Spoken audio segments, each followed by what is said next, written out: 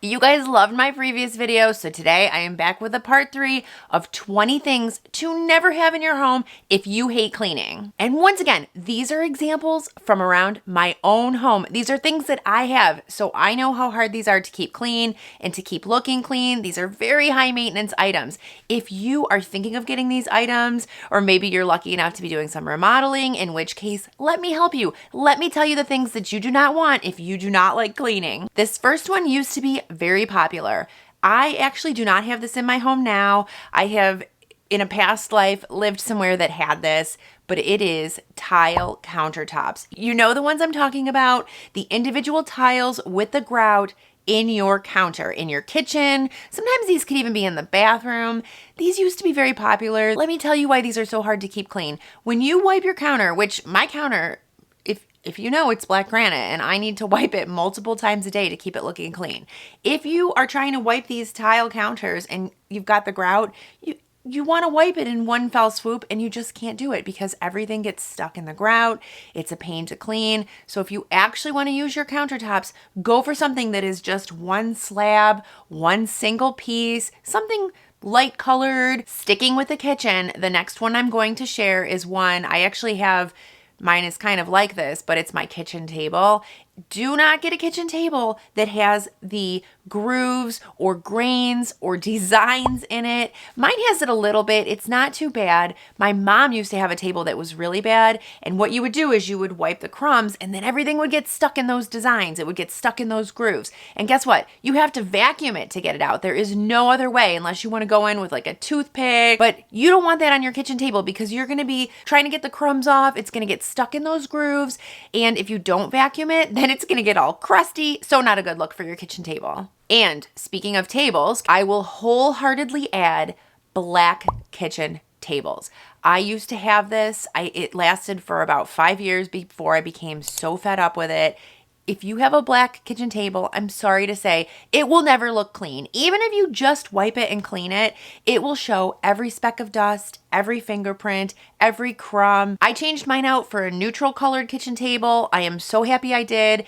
Even if it's not clean, it looks clean. I mean, I try to keep it clean, but listen, this is real life here, right? So a neutral color is best in my opinion. If you enjoy content like this, go ahead and click that subscribe button down below. It is free. This next one came from you guys, and I don't have it, but it is painted matte cupboard fronts. Now, if you watched the first video on this topic that I did, I said I did not like matte paint because it shows all of the fingerprints, shows all of the dirt, and it's really hard to clean. When you clean it, I can kind of see where I've cleaned it, and so it just never looks good. Apparently, a lot of people have these as their cupboard fronts in their kitchen.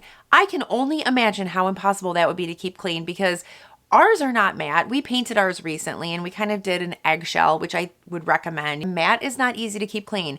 And think of your kitchen cupboards. It's not like your walls. You are constantly touching your kitchen cabinet fronts. And if you're not touching them, your pets are putting their noses on them. Your kids are putting their hands on them. They will never look clean if you've got matte paint there. So that is a great one from you guys. This next one is square sinks, but not just like the soft square edges. I'm talking about the ones with the hard square edges. Those are also very hard to keep clean. And you know why? All of the dirt migrates to those corners and gets stuck in there. And so you can't just simply wipe it out. You actually have to kind of get in those crevices. Again, such a pain to keep clean. And while we're on that topic of sinks, I'm also going to throw in here pedestal sinks or vessel sinks. This is the one I have. We didn't choose this. This was in our guest bathroom when we bought the home about 13 years ago. It is a bear to keep clean. There are so many intricate parts and pieces. And not only do you have to clean the inside of the sink, you also have to clean the outside, and then you can see the metal. I mean, it's just, there's a lot going on here. I think with these sinks, there's just a lot to clean. And then a lot of times too, these sinks, if you turn the water on and you've got strong water pressure, it splashes everywhere. My recommendation is just try to avoid those kinds of sinks if you can. This next one came from you guys. I also don't have this one, but I thought it was a great idea and I did some research on it, and you are correct. It is copper sinks. Apparently, these are a super difficult sink to keep clean. They're very beautiful, but then when you start using them, they start to look dirty. They get water spots, they get stained. I also read that you cannot put hot things in them or sharp things because that could ding them or damage them. But fun fact, Copper is actually, it has self-healing properties. So if you do end up ruining your sink a little bit or getting some marks on it, over time, those will go away. Thought that was pretty neat. In my last video, I did say that stainless steel sinks were hard to keep clean, and I got so much feedback from you guys, so many people disagreeing me. I've since learned that stainless steel sinks have different grades, so it really depends on what grade of stainless steel that you get, and different ones are easier to keep cleaner than others. But this kind of leads into my next point. But it's stainless steel appliances. Listen, I have a ton of, all my appliances are pretty much stainless steel. I love them. They look beautiful. Do they look clean? They do not. They have lots of fingerprints on them, and it's not even my fingerprints. Every time I see my kids walking by the refrigerator, I see them touching the sides. And if I don't see them touching the sides, I see their handprints. You can clean them, sure, and then you have to polish them after you've cleaned them, and then they look nice for maybe an hour, but inevitably someone will touch them, and it just is not the clean, beautiful look that you're going for. I will say, if you do love stainless steel, and I know a lot of us do, they do sell fingerprintless stainless steel. My dishwasher is fingerprintless stainless steel. Looks great all the time. My fridge, unfortunately, is not. This next one I also don't have, but I did get this from a Facebook group that I'm on, and it's textured vinyl flooring. Someone posted a video of their textured vinyl flooring, and they said it looked amazing when it went in. But as you know, it has a lot of dips and grooves in it. And she said the dirt gets stuck in there. And then guess what? You can't easily get it out. And she said it just gets darker over time and makes the floor look dark and dirty. I feel her pain because the floor, it's always so difficult to keep clean. So if you're looking at floors, don't go for the texture. Go for something that is smooth, something that can be easily mopped or steam cleaned or vacuumed. By the way, if you have any of this stuff and you love it, then you keep using it. This is totally my opinion. This video is all in good fun. The next thing to never have if you hate cleaning, and I think these look very cool. I think they're very trendy right now. I was actually looking at them, and then I thought a little bit more about it, and I decided not to get them, but it is pleated lampshades, or any kind of ornate lampshade, I would say, because when I think about my lampshades, they're very dusty, and I don't clean them as often as I should. The way I like to clean them is I will take a lint roller and I will just quickly roll over them, and then they look good as new in like 10 seconds. You can't do that with a pleated lampshade. You can vacuum it. You're going to have to get out your vacuum with all the attachments. It's not going to be as easy in my opinion. Moving on to the living room, my next one is wooden coffee tables with glass inserts. I did put glass top tables on my last video, and then I thought about it a bit more, and I think these wooden tables are also a pain. I have had them. They get dirty on the top. They get dirty on the bottom. One of you guys commented that your dog goes under your glass table and looks up and gets nose prints underneath. I thought that was adorable. Love that, but such a good point. My problem with these inserts is that not only do you have to clean the table, then you have to clean the insert itself. In some cases, you have to take the insert out and kind of clean in those little areas. I mean, it's just a lot of nooks and crannies for that dust to get in there. So if you can get something smooth, something, again, neutral color, that's certainly the least maintenance thing to have. I will also throw in here things like French doors. Anything with individual glass panes, it's a pain to clean. You can't just spray it and wipe it. You need to spray each little glass pane. You need to wash each one, and then you need to get in the little cracks and corners and crevices of each one. What that's just going to mean is you're not going to do it as often as you should, and it's not going to look very clean. A lot of people might have this one. I have some of it. Don't get mad about it. And I will say, maybe it's not as hard to keep clean as much as the buttons are in unfortunate placements when you're trying to sit. It's tufted furniture. But if you think about these, a lot of times you've got those tufted little button pieces and all the dust gathers in there. It's really hard to clean. You've got to vacuum it. If you don't, then it kind of sticks in there and you'll never get it out. But while we're talking about this kind of brings me to my next one, and most tufted ones are like this. Never buy sofas or couches that do not have removable cushions.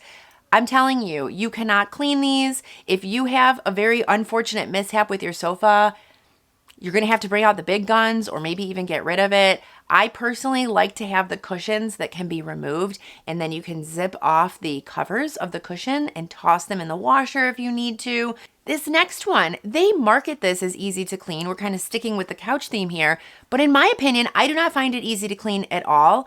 And it's also a magnet for dust and pet hair. It is microfiber couches. That microfiber material is so staticky. It will pull in all of the dust and dirt. If you've got pets, forget about it. They will all stick to it. And the other thing with these, they tell you that the microfiber is easy to keep clean.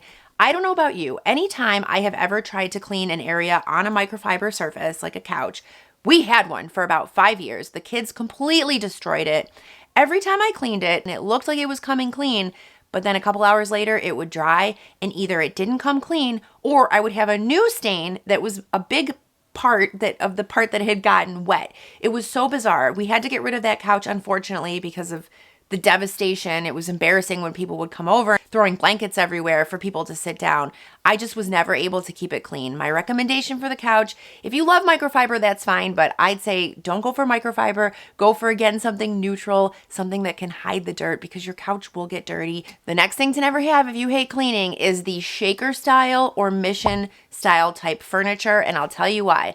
A lot of these have those slats, and those slats are really hard to keep clean. There are a lot of horizontal surfaces in there that you have to get into. You have to maintain it, so it just gets very dusty. And I'm telling you, I do love shaker style. I've got it in my kitchen. I've got it on one of my tables. It looks so beautiful. It's probably my favorite. You know what? Never mind. I take it back. I take it back. This one's off the list. This next one came from you guys, and I have this in my house, and a lot of people commented on my video. I was surprised to not see this one, so I'm putting it in this one. It is fake plants. Listen, I have a couple. I understand why people have them. I have them in my bedroom where I don't have any natural light, but I want to have some greenery. They're dust gatherers. I will admit it. They're not easy to keep clean. Some people will take them outside, brush them off. Others will vacuum them.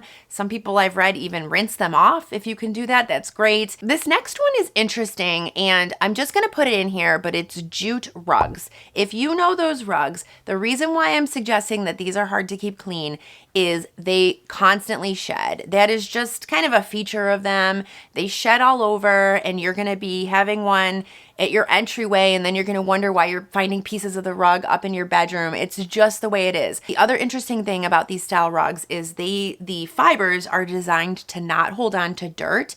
And so when you lift the rug, that's where all the dirt is going to be. So you're going to need to vacuum underneath them. People like it. That's how they are. But the shedding thing is the issue. So that's why I'm adding them to this list. Okay, we're getting there, but the next is a bunch of small area rugs. A lot of you have told me that you like to have area rugs around your home so that you're not tripping or slipping. I personally think that these could be a bit of a tripping hazard potentially, and I don't really have any slippery areas in my home, and I'm mostly wearing slippers anyway. But I think with these small area rugs is they often get dirty, so they need a lot of cleaning. Luckily, you can just toss them into the washer. They collect a lot of dust. You have to shake them out frequently.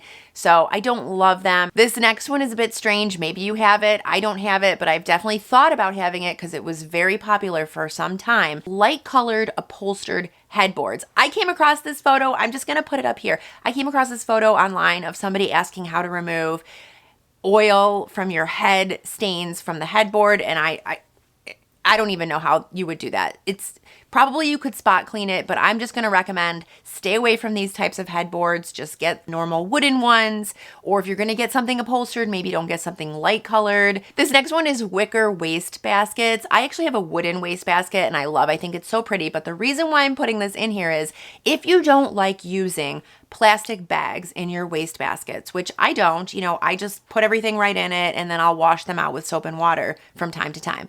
Well, you can't wash your wicker waste basket with soap and water. You can't wash your wood one. So I'm putting it in this video. For our wooden one, my whole family is under strict orders. You are not allowed to put gum in there, nothing excessively messy. It's really just for tissues or things that aren't going to mess it up. So it's kind of a high maintenance waste basket. So if you use plastic bags, it's probably fine. We're trying to think of the environment around here, so I don't recommend it. Okay, guys, thank you so much for watching. This is my last video in this series because now I have given you 60 like total cleaning items to never have if you hate cleaning. I am going to link part 1. I'm going to link part 2 here if you missed them. This will be the full picture of all of the things to never have. It's a lot. It's some food for thought. Just think about it. I'm not saying you can't have these things if you love them. By all means, do what you love and don't listen to me if these are things you want to have. But if you think I've missed anything, let me know in the comments below. I would love to hear from you. Thanks so much for watching. I'll see you guys next time. Bye-bye.